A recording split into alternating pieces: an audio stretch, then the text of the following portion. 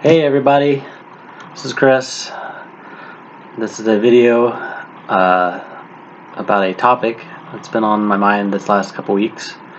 It's a familiar topic for everyone in the world, pretty much.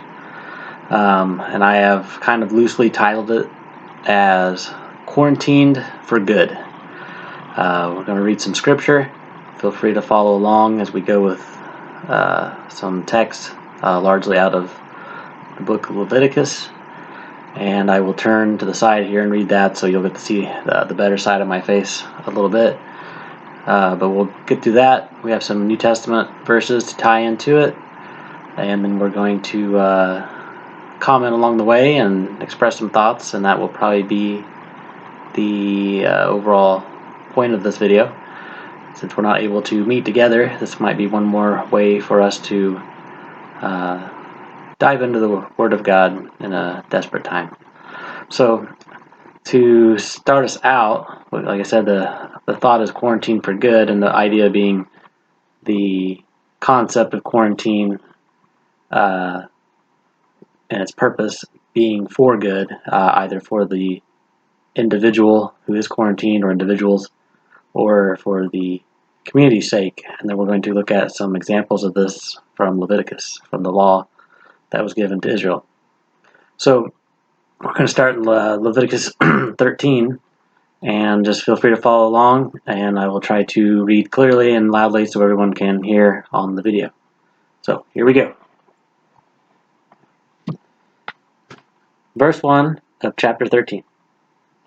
And the Lord spake unto Moses and Aaron, saying, When a man shall have in the skin of his flesh a rising, a scab or bright spot, and it be in the skin of his flesh like the plague of leprosy, then he shall be brought unto Aaron the priest, or unto one of the sons the priest. And the priest shall look on the plague in the skin of the flesh, and when the hair in the plague is turned white, and the plague in sight be deeper than the skin of the flesh, it is a plague of leprosy. And the priest shall look on him and pronounce him unclean. Now that's reading through the first 3 verses. And we're going to come across these terms called unclean and clean. Now, these aren't related to sin in the sense that what's occurred to the person or what's going on with the person is necessarily sinful. It's more of a way to distinguish between those who should be considered clean and unclean based on health. And this would be a way for the tribes in Israel to stay healthy. So we're going to look at another verse real quick before we continue on. I have a few notes here that I need to look at so I don't get lost along the way. And we're going to glance at Leviticus 10:10. And this verse reads, And that ye may put difference between holy and unholy, and between clean and unclean. And the verse following that, verse 11, it says, And that ye may teach the children of Israel all the statutes which the Lord hath spoken unto them by the hand of Moses.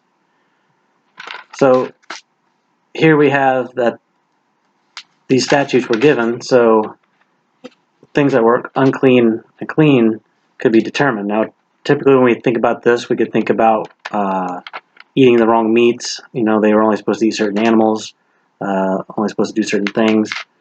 And we hear about that in the New Testament when,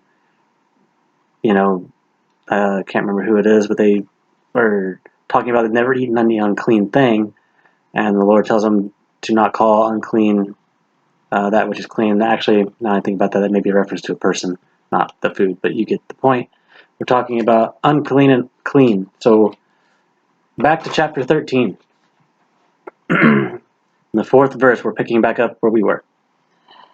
If the bright spot be white in the skin of the flesh, and in sight be not deeper than the skin, and the hair thereof be not turned white, then the priest shall shut up him that hath the plague 7 days. And the priest shall look on him the 7th day, and behold, if the plague in his sight be at a stay, and the plague spread not in the skin, then the priest shall shut him up 7 days more.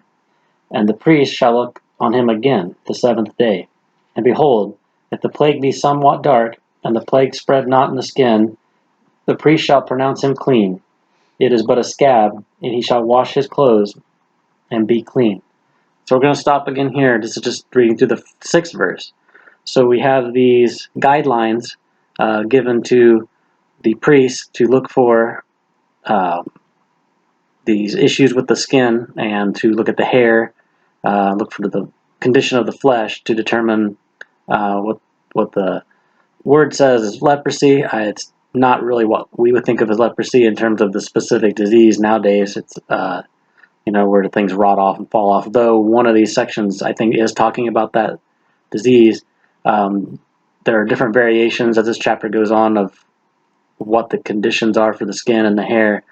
And I think they're just mostly skin ailments or visual ailments. And they just kind of generalize them as leprosy for a common term.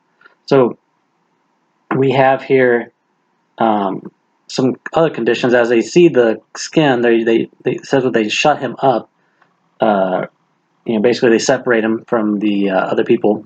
Hence the quarantine concept. That we put the word quarantine here and be the exact same thing. They quarantined him away from everybody else, and for 7 days. And then after 7 days, the priest is supposed to come, reevaluate, and then, if there's been the improvement, then he can be pronounced clean, and then go through the cleaning or cleansing rituals that we'll get into in the 14th chapter.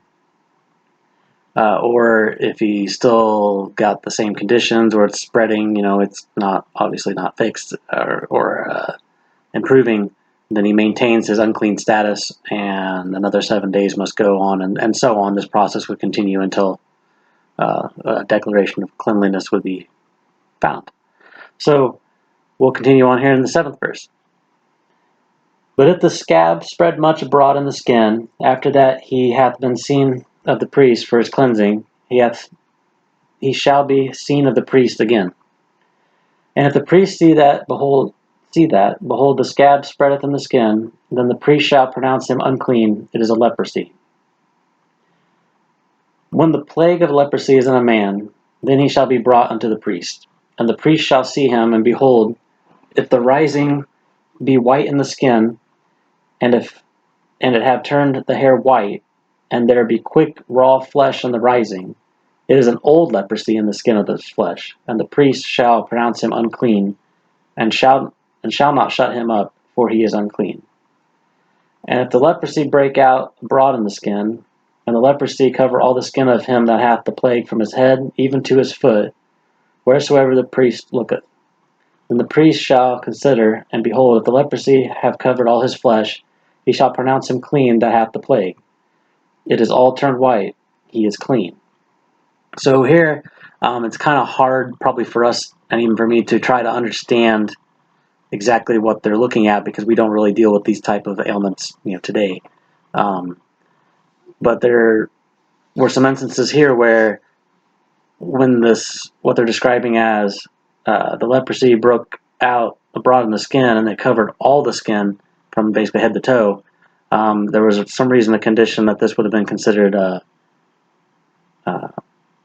plague would be pronounced clean. I don't know if that means it would have necessarily made its full term, or it's covered all that it can and it only does its one time through.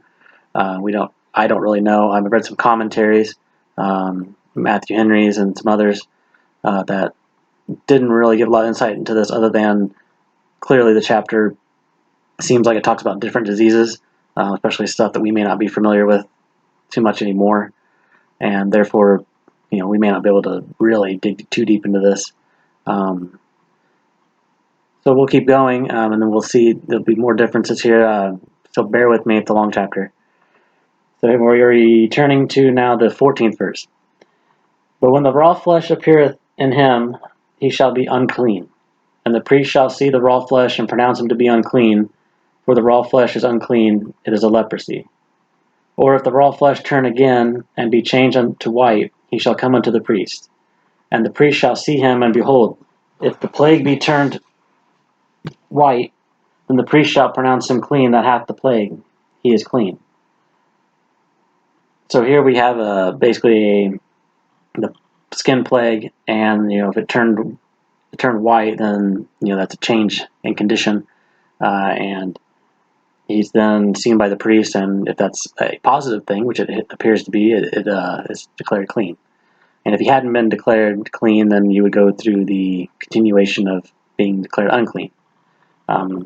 You'll find that these chapters can be very repetitive when dealing with these types of rules or laws, but there's always a purpose behind every single one of them. Okay, so picking back up, I believe in the 18th verse. The flesh also in which, even in the skin thereof, was a boil, and is healed. And in the place of the boil there be a white rising, or a bright spot, white and somewhat reddish, it shall be showed to the priest. And if, when the priest seeth it, behold, it be in sight lower than the skin, and the hair thereof be turned white, the priest shall pronounce him unclean. It is a plague of leprosy broke out of the boil. But if the priest look on it, and behold, there be no white hairs therein, and if it be not lower than the skin, but be somewhat dark, then the priest shall shut him up 7 days. And if it spread much abroad in the skin, then the priest shall pronounce him unclean. It is a plague. But if the bright spot stay in his place and spread not, it is a burning boil, and the priest shall pronounce him clean. So here in this small section from like verses 18 to 23, we have yet again another type of skin or outward ailment. They're calling a boil, or the other option was a burning boil. And here we have just the I guess you say the medical outline for how to determine what to do, whether they're unclean or clean. Without having the modern medicine type stuff we have today, this would have been a really great thing that God gave them to be able to figure this out. But in here we hear yet again we have the concept of when they are declared to have the plague. They're generalizing that word. It's not the plague like we would think of historically with the London rats and mice spreading a plague, but they're just basically saying it's a skin plague. It's an issue. If he has it, they got to be locked down for 7 days, separated from like sometimes called the camp, basically the group of people of Israel. And once he's pronounced clean, then hey, that basically means you can come back into the community in your normal manner. It's kind of like us right now, where we're stuck in this quarantine. We can go out and shop. We can go. A lot of us can go to our jobs. I can still go to my job. A lot of people out in the roads. People go to parks, bike riding, walking, whatever. Just basically, we kind of reach this point where we can't be within 6 feet of each other. So we're out of the camp, so to speak, but not like this. We're not isolated. Now, if you were a person who obviously has the COVID, then you would probably be isolated in some plastic-walled room in a hospital or stuck at home, sucking it up until it goes away, or you get bad enough you have to go to the hospital. So, with that, let's continue on. Here in the 24th verse. Or if there be any flesh in the skin, whereof there is a hot burning, and the quick flesh that burneth have a white bright spot, somewhat reddish or white, then the priest shall look upon it, and behold, if the hair and the bright spot be turned white, and it be in sight deeper than the skin, it is a leprosy broken out of the burning. Wherefore the priest shall pronounce him unclean. It is a plague of leprosy. But if the priest look upon it, and behold, there be no white hair in the bright spot, and it be no lower than the other skin, but be somewhat dark, then the priest shall shut him up 7 days. And the priest shall look upon him the 7th day, and if it be spread much abroad in the skin, then the priest shall pronounce him unclean. It is the plague of leprosy. And if the bright spot stay in his place, and spread not in the skin, and it be somewhat dark, it is a rising of the burning, and the priest shall pronounce him clean, for it is an inflammation of the burning. So here's another instance. We're introducing new terminology. We're talking about the inflammation. They haven't really used this word yet. So it just has a different appearance, but same kind of concept. We're looking for the issue. The priest determines what's going on in terms of whether it's current or already healed, and then you're either clean or unclean based on where you're at in your diagnosis. So continuing on here with the 29th verse. If a man or woman have a plague upon the head or the beard, then the priest shall see the plague, and behold, if it be in sight deeper than the skin, and there be in it a yellow thin hair, then the priest shall pronounce him unclean. It is a dry scall, even a leprosy upon the head or beard. And if the priest look on the plague of the scall, and behold, it be not in the sight deeper than the skin, and that there is no black hair in it, then the priest shall shut up him that hath the plague of the scall 7 days. And in the 7th day the priest shall look on the plague, and behold, if the scall spread not, and there be in it no yellow hair, and the scall be not in sight deeper than the skin, he shall be shaven, and the scall he shall not shave. And the priest shall shut him up that hath the scall 7 more days. And in the 7th day the priest shall look on the scall, and behold, if the scall be not spread in the skin, nor be in sight deeper than the skin, then the priest shall pronounce him clean, and he shall wash his clothes and be clean. But if the scall spread much in the skin after the cleansing, then the priest shall look on him, and behold, if the scall be spread in the skin, the priest shall not seek for yellow hair, he is unclean.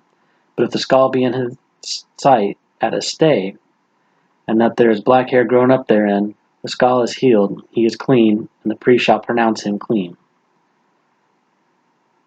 We're just going to keep going right now on the good portion of this. If a man also or a woman have in the skin of their flesh bright spots, even white bright spots, then the priest shall look, and behold, if the bright spots in the skin of the flesh be darkish white, it is a freckled spot that groweth in the skin, he is clean. And the man whose hair is fallen off his head, he is bald, yet he is clean. So for you guys out there like myself who are a little thin on top, hey, we're clean. That's just part of it. This is falling out. So, and the verse 41, and he that hath his hair fallen off from the part of his head towards his face, he is forehead bald, yet he is clean. And if there be in the bald head or bald forehead a white reddish sore, it is a leprosy sprung up in his bald head or his bald forehead. Then the priest shall look upon it, and behold, if the rising of the sore be white reddish in his bald head or in his bald forehead, as the leprosy appeareth in the skin of the flesh, he is a leprous man, he is unclean. The priest shall pronounce him utterly unclean, his plague is in his head. And the leper in whom the plague is, his clothes shall be rent, and his head bare, and he shall put a covering upon his upper lip, and shall cry, Unclean, unclean.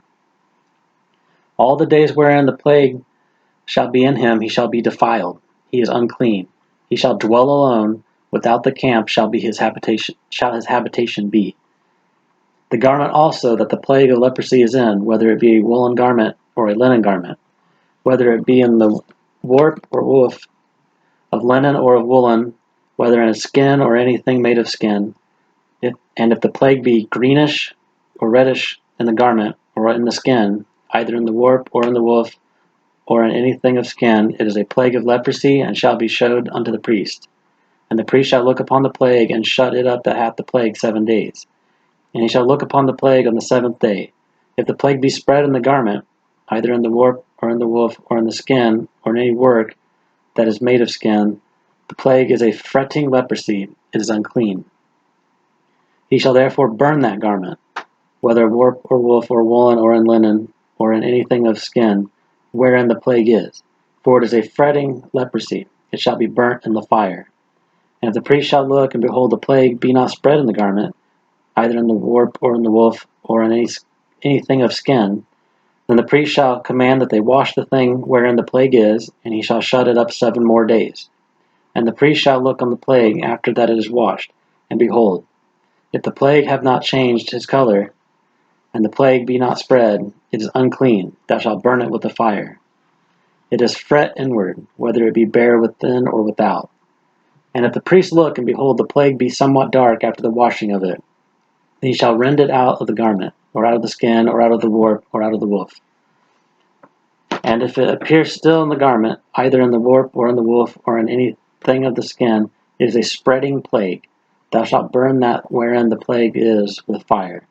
And the garment, either warp or a woof, or whatsoever thing of skin it be, which thou shalt wash, if the plague be departed from them, then it shall be washed a second time, and shall be clean. This is the law of the plague of leprosy, and a garment or of woolen or linen, either in warp or woof, or in any skins, to pronounce it clean, or to pronounce it unclean. And that's the ending of that's how chapter 13 ends. Now we were talking about skin ailments, and skin ailments, and so on. And then we got to the part where they even talked about the very clothes that these people were wearing. And it's kind of similar. We're not in the same condition as this, but it's when we hand sanitize. That's recommended right now. Everything that we touch, wash our hands as many times as possible.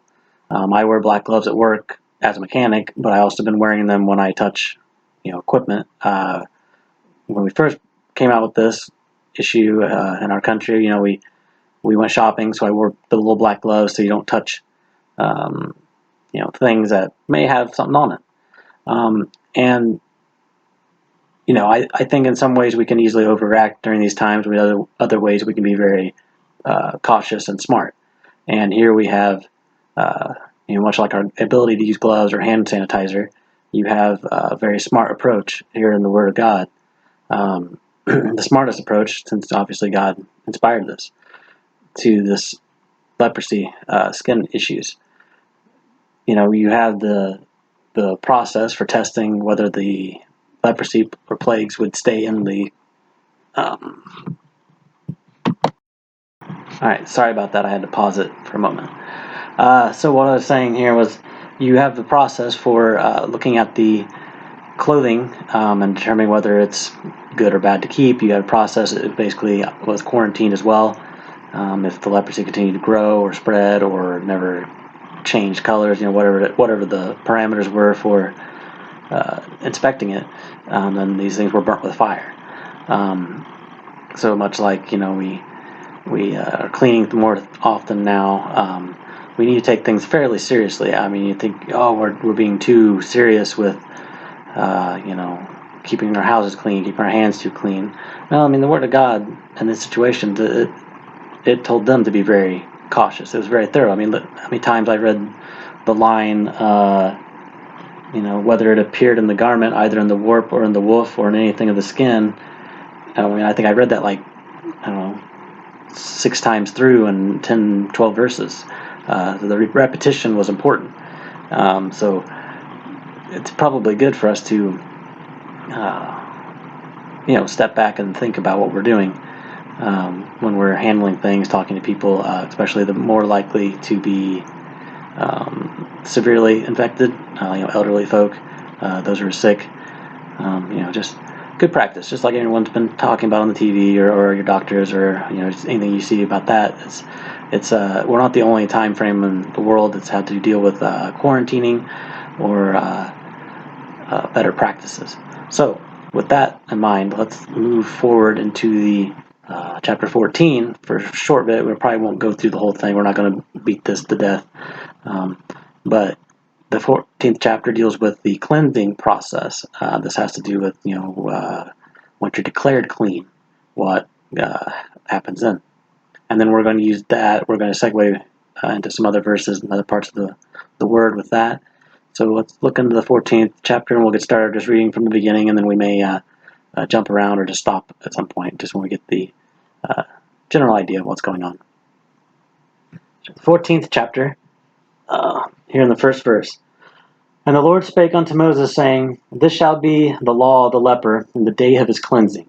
He shall be brought unto the priest. And the priest shall go forth out of the camp, and the priest shall look, and behold, if the plague of leprosy be healed in the leper, then shall the priest command to take for him that is to be cleansed 2 birds alive and clean, and cedar wood, and scarlet, and hyssop. So when you were declared clean, there's a process that begins. Obviously, the priest is involved because he's involved in this whole issue, whether you're clean or unclean. And then once you are clean, he continues to be involved. And what he's involved with here, he also has requirements of 2 birds alive and clean. We have cedar wood, scarlet, and hyssop. And I'm going to read from a commentary a little bit here in a minute about that. I myself didn't do the research, but I really thought the commentary really opened up a lot of good insight into it. But we'll read a little farther on, then we'll stop and we'll flip over to that, and then we'll continue on. So here in the 5th verse we continue, and the priest shall command that one of the birds be killed in an earthen vessel over running water. As for the living bird, he shall take it, and the cedar wood, and the scarlet, and the hyssop, and shall dip them, and the living bird, in the blood of the bird that was killed over the running water. And he shall sprinkle upon him that is to be cleansed from the leprosy 7 times, and shall pronounce him clean, and shall let the living bird loose into the open field. And he that is to be cleansed shall wash his clothes, and shall shave off all his hair, and wash himself in water, that he may be clean. And after that he shall come into the camp, and shall tarry abroad out of his tent 7 days. So we're going to stop there for a second. That's reading through the 8th verse. And I'm going to grab my Matthew Henry commentary. I don't necessarily agree with everything he has to say, but it's been a very good book for those who are, you can't really see it that clearly on the camera. But if you're interested in one, you probably pick one up used pretty cheap. So let me find what I was looking for here real quick. 14th chapter. Alright, we want to relay what's going on with the 7th verse.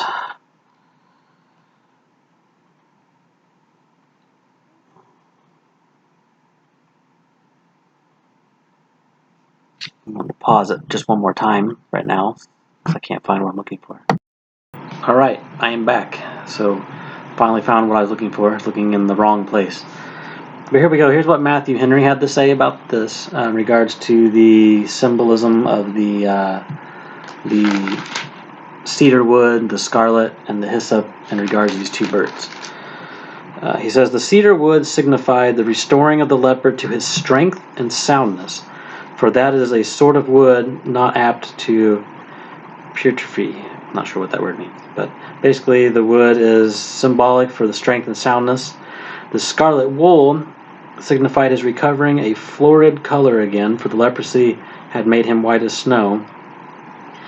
And the hyssop, the removing of the disagreeable scent, which was commonly attended with leprosy or these skin diseases. This was to symbolize a better smell. The cedar, the stateliest plant, and the hyssop, the meanest, are here used together in this service. The leper must be sprinkled 7 times to signify a complete purification. Then the living bird was then to be let loose in the open field to signify that the leper, being cleansed, was now no longer under restraint and confinement, but might find his liberty to go where he pleased. His commentary also continues, and I like his thought with this. But this being signified by the flight of a bird towards heaven was to help show that they were to henceforth seek the things that are above, and not to spend this new life to which God had restored them merely in the pursuit of earthly things. So a lot of I'm sure there's many deeper things we can dig into that, but that's just a pretty good, I think, summary of that to help us better understand why 2 birds, why a board, the scarlet, and the hyssop. It's difficult, again, difficult for us to understand all these things without really studying it out, and the historical aspects of it, what all these words mean in that region, but definitely creates a very good picture, I think, of the importance of being declared clean. I mean, I think when you're sitting in the unclean status, you're thinking ahead to this, waiting for this moment, because even though it's symbolic, but it's you want to be declared unclean or clean. You definitely want to be declared clean again. So let's continue on here. So we read through the 8th verse, And at the end of the 8th verse, there was a moment where he had to tarry abroad out of his tent 7 days. So even though he's declared clean, there's still this small period of final evaluation, I guess we could say. And it says in verse 9, "But it shall be on the 7th day that he shall shave all his hair off his head, and his beard and his eyebrows. Even all his hair he shall shave off. He shall wash his clothes. Also he shall wash his flesh in water, and he shall be clean. And on the 8th day he shall take 2 he-lambs without blemish, and 1 ewe lamb of the first year without blemish, and 3/10 deals of fine flour for a meat offering, mingled with oil, and 1 log of oil.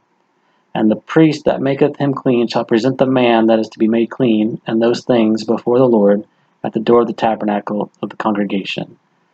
And from there on, it gets into just the what the priest is supposed to do with each item or animal and the other supplies in regards to sacrificing. And this all has to do with being pronounced clean. Um, you know, much different than getting a clean bill of health from a doctor nowadays, right? So, and there's other rules that continue on. If he's not able to supply every single one of these things, maybe perhaps he's not wealthy. It involves getting different animals, pigeons or turtle doves. But there's a lot to it, and they took it very seriously. So I am going to pause again so I can look at my notes to see where I need to turn to next. I don't want you to sit in awkward silence. Okay, time to shift gears a little bit. We're going to obviously stay in our original concept of the quarantine for good. We're going to get into the good part. We've covered the quarantining related portions of it. We're going to now not dig into the concept of why it's good and what this good to me is symbolizing. Not merely that a sick person should be quarantined, therefore it's good. We're going to link all of this to a few other spots in Leviticus to continue with some of the main purpose of the law. We're going to go into the New Testament and discuss what the fulfillment of the law is. For you Bible students, you probably already are jumping ahead in your minds to what that is. But we are going to jump around a little bit just to hit a few things that relate to the times at which we live in right now. So we're going to jump over to Matthew chapter 6. We're just going to read a couple of verses that a lot of people are going to be very familiar with. Perhaps taken a hint out of, or tick out of their context a little bit, not too much. So we're here in the 6th chapter of Matthew, verses 33 and 34. So Jesus is saying, "But seek ye first the kingdom of God and his righteousness, and all these things shall be added unto you." And he's talking about the things previously talked about in this chapter, but we're focusing on the concept of seeking first the kingdom of God. And then the 34th verse, "Take therefore no thought for the morrow, for the morrow shall take thought of the things, but for the things of itself. Sufficient unto the day is the evil thereof." So this is a good verse or thought that has to do with not worrying too much about the next day and the next day and the next day and the next day and getting all worked up over that, in the sense that if I breathe the air from down the street, I'm going to get a virus and it's going to kill me and my family and my friends and every single person I know. We don't want to live in that kind of paranoia or anxiety. We have enough things to deal with today. So, today, let's wash our hands. Today, let's keep 6 foot apart from people best you can. If you really don't like those people, you can go farther than 6 feet. You don't have to just pick 6 feet. But you should still try to be friendly to them, and but wipe off handles. Just those kind of things. It's do what you can today. Try to avoid something that could cause you to get sick or someone else to get sick, but not think that the air bubbles that came in your Amazon package from China probably have the virus in them. I heard a radio guy the other day joking about that, and it was a humorous in the context, but it's unlikely. that they would have survived that long and came, from a warehouse and then stayed in a package and then survived that long and then somehow, made it into your mouth and all that, unless you're licking the air pack as the air comes out of it. I don't know what you're doing, but we don't need to be so, freaked out about that. But we just got to be smart, smart. So we're going to try to think about giving more of our anxiety to the Lord. I say this, and I don't do well with that sometimes, but we have to seek Him first because He's not surprised that there's a virus going around the world doing this stuff, just like He wasn't surprised when there was, sores with white hairs or sores with, or spots and bumps with yellow hairs and what you had to do with it. He wrote a whole chapter for Israel that dealt with just identifying skin problems. So, I think He's on top of it. So let's continue on. So there's the small thought there, just about, just let's try to, and I'm telling myself just as much as anybody else, to seek God in these moments. But let's get to the good part, and the idea is that we quarantine, or we separate, or we clean things, or we do what we have to during these times, or when we're just got a regular cold or whatever, to protect ourselves, and we don't want to get another disease or another sickness, wear ourselves out by trying to go out and do something while we're sick. We are also wanting to, in our use this loosely, our state of uncleanliness, to not cause someone else to get sick. And this would be a direct segue into the concept of loving your neighbor. Jesus generalized the fulfillment, basically the fulfillment of the law with, love your neighbor as yourself. And we are actually going to read from Leviticus chapter 19. We're probably going to read the 9th through 18th verses. We're going to put an emphasis on the last 2-3 verses. But we'll start reading Leviticus 19, starting in verse 9. And when ye reap the harvest of your land, thou shalt not wholly reap the corners of the field, neither shalt thou gather the gleanings of thy harvest. And thou shalt not glean the vineyard, neither shalt thou gather every grape of the vineyard. Thou shalt leave them for the poor and the stranger, and I am the Lord your God.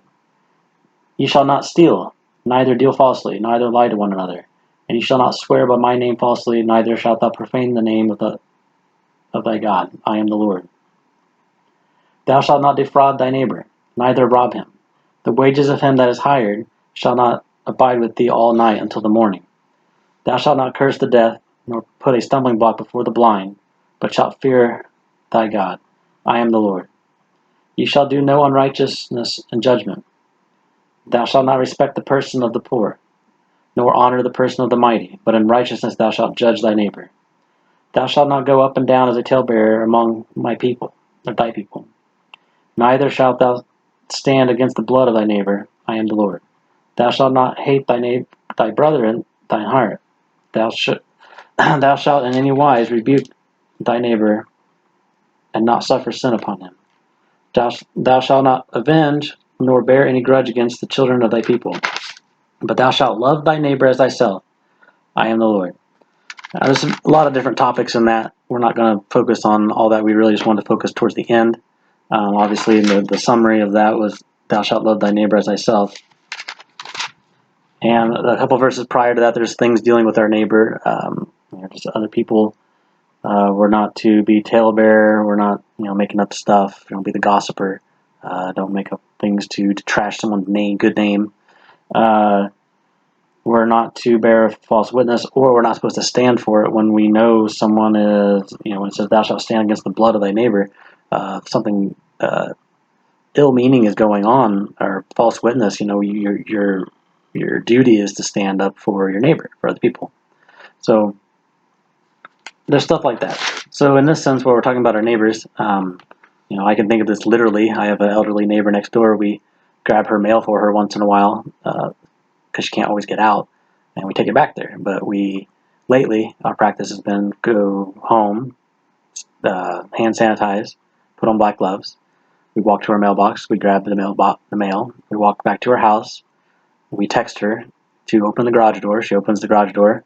We set it on top of a stack of water bottles and text her and tell her we put it in there.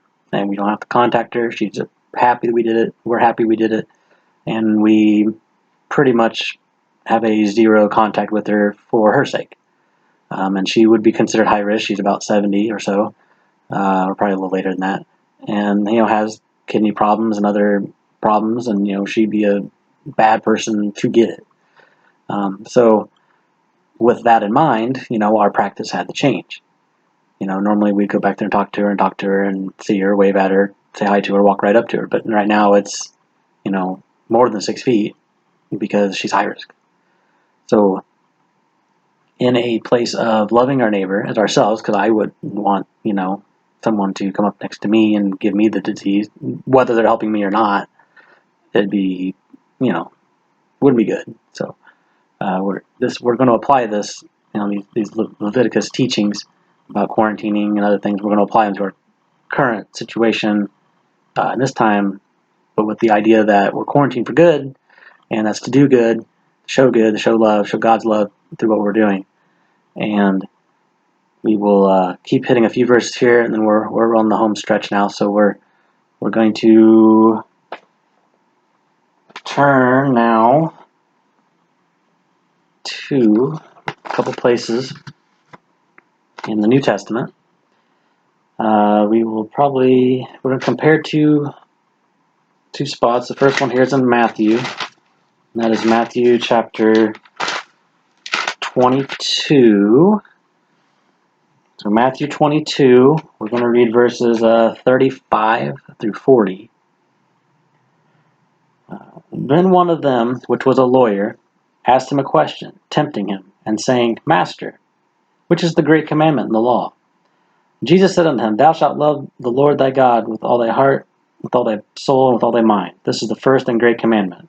And the second is like unto it, Thou shalt love thy neighbor as thyself. On these two commandments hang all the law and the prophets.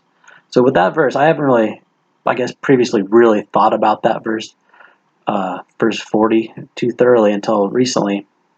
If you think about what that's saying, it says, on these two commandments hang all the law and the prophets. Well, what was some of the law? We just read chapter and a half of it. Without it being built upon thou shalt love thy neighbor as thyself, those laws in regards to health and quarantine, unclean, clean, they don't have as much meaning if you don't really care about the people. If you care about the people, that it's life or death. It could be. It could just be basic courtesy and love towards them. So here we have Jesus saying this, and we're going to compare this to Mark chapter 12, verses 28 through 31. This is actually the exact same, basically the same instance, same response from Jesus. So verse 28 of the 12th chapter of Mark. And one of the scribes came, and having heard them reasoning together, and perceiving that he had answered them well, asked him, What is the first commandment of all? And Jesus answered him, The first of all the commandments is, Hear, O Israel, the Lord your God is one Lord. And thou shalt love the Lord thy God with all thy heart, and with all thy soul, and with all thy mind, and with all thy strength. This is the first commandment. And the second is like, namely this, Thou shalt love thy neighbor as thyself. There is none other commandment greater than these. So basically the same thing, but he's saying that there's none other commandment greater than these. These two are, there's 1 and 2 right here. So, we could generalize our actions and our intentions. They should be falling under these categories. Easier said than done. I know that we're sinners, and we struggle with, sin. But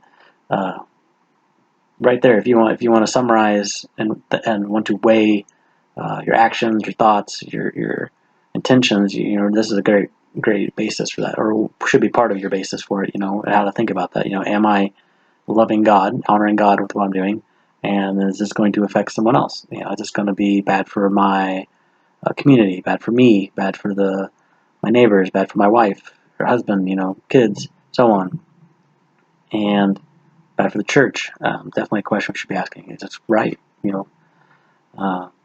So with that, we're going to jump over to Romans.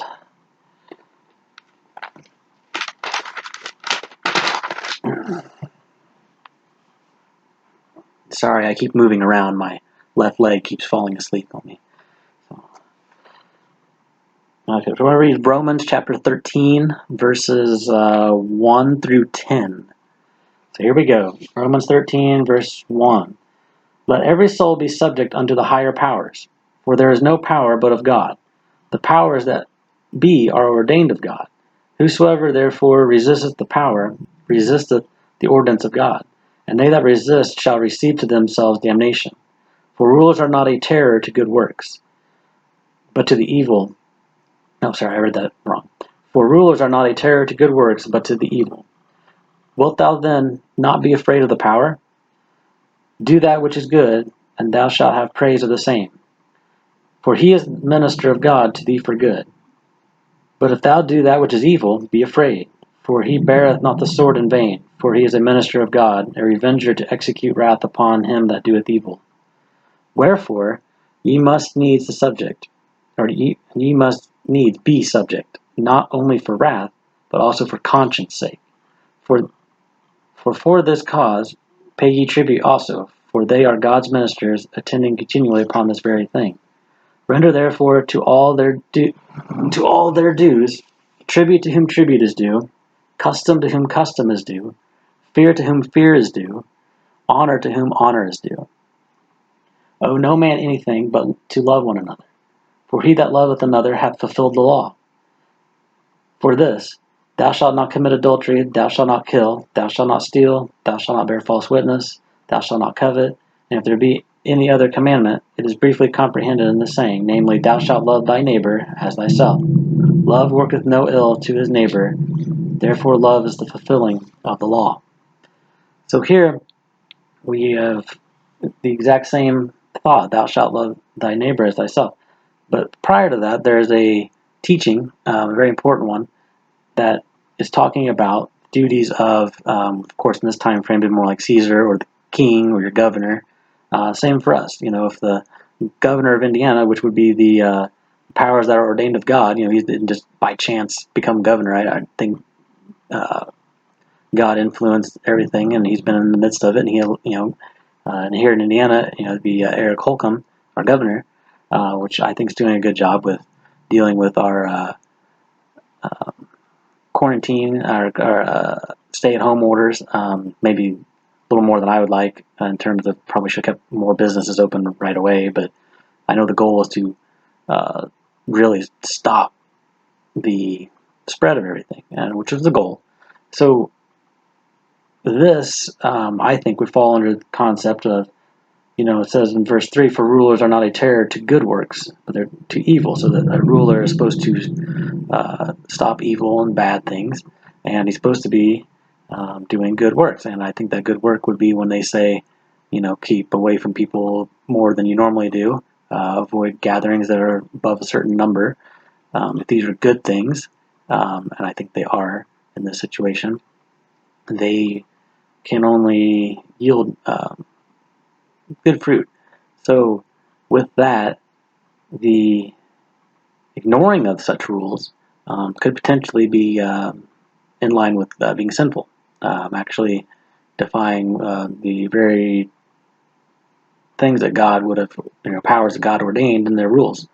There's a lot of things none of us like about our local governments or big governments. I'm sure we could go on and on and on about that. But when they are doing things that are good, and they're in line with the Word of God, we ought to be subjects. Like it says in there, verse 5, wherefore ye must needs be subject, not only for wrath, but also for conscience sake. We have a duty as citizens to do the best we can for our society. And that's not just some worldly concept. It's very much so a very biblical concept and taught here in the Word of God. So we're going to keep moving on. We're going to jump back to Matthew. And while studying this a little bit, I come across a concept of another Leviticus chapter deals with blood or other secretions from the human body, whether you're male or female. And basically, if you were had blood coming out of you, let's say a disease or your open sore that never heals, could even been like surface skin cancer, open wound or something that not healing. They had rules for quarantine you, whether that was you couldn't touch people, you couldn't be around people, same kind of thing. You were declared unclean, and then you would have had to have been declared clean.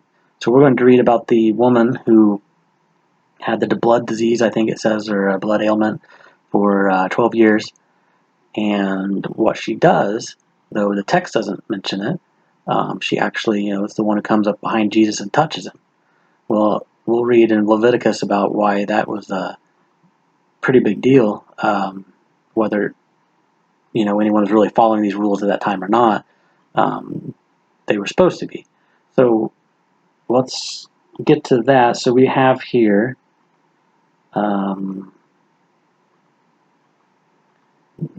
and let me find my spot because I think I am on the wrong page. I'm going to pause again. Okay, I'm back. Sorry about that. I was thinking I was going to be in Matthew for this, but I was going to actually read out of Mark chapter 5. So we're going to read Mark chapter 5, verse 20 through 34. And he departed and began to publish in Decapolis how great things Jesus had done for him, and all men did marvel. And when Jesus was passed over again by ship unto the other side, much people gathered unto him, and he was nigh unto the sea.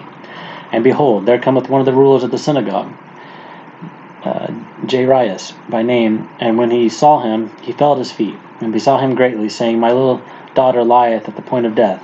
I pray thee, come and lay hands on her, that she may be healed, and she shall live. And Jesus went with him, and much people followed him and thronged him. And a certain woman, which had an issue of blood 12 years, and had suffered many things of many physicians, and had spent all that she had, and was nothing bettered, but rather grew worse, when she had heard of Jesus, came in the press behind, and touched his garment. For she said, If I may touch his clothes, I shall be whole. And straightway the fountain of her blood was dried up, and she felt in her body that she was healed of that plague. And Jesus, immediately knowing in himself that virtue gone out of him, turned him about in the press, and said, Who touched my clothes? And the disciples said unto him, Thou seest the multitude thronging thee, and sayest, Who touched me? And he looked around about to see her that had done this thing. But the woman, fearing and trembling, knowing what was done in her, came and fell down before him, and told him all the truth. And he said unto her, Daughter, thy faith hath made thee whole. Go in peace, and be whole of thy plague. Now, wonderful instance, of faith bringing out healing. But when she approaches him and touches him, and her thought was that she said, If I may touch his clothes, I shall be whole.